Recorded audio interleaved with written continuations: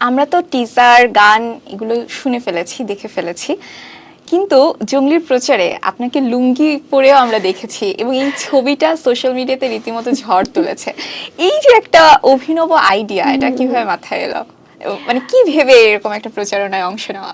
এটা আমার কাছে মনে হচ্ছিল যে আমি অলওয়েজ আমার সিনেমার যে সিনেমাতে আমি কাজ করি, আমি খুব একটা তো মার্কেটিং প্ল্যানিং থাকেই আমাদের টিম থেকে, বাট আমি নিজেও ইন্ডিভিজুয়ালি কিছু ভাবি যে ফাইন আমি কিভাবে আমার দর্শকদেরকে সিনেমার সাথে রিলেট করাবো।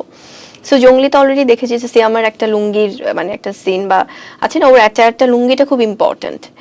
সো এটা একটা ফানি ব্যাপারও ছিল, যখন আমি অলরেডি বেশ কিছু জায়গায় এটা শেয়ার করা হয়েছে, যে এটা মজা করেই বলি যে ছেলেরা তো আমাদের আছে না পাঞ্জাবির সাথে ওড়না পড়ছে, কানে দুল পড়ছে, গলায় অর্নামেন্ট পড়ছে, ব্রেসলেট পড়ছে, সবই।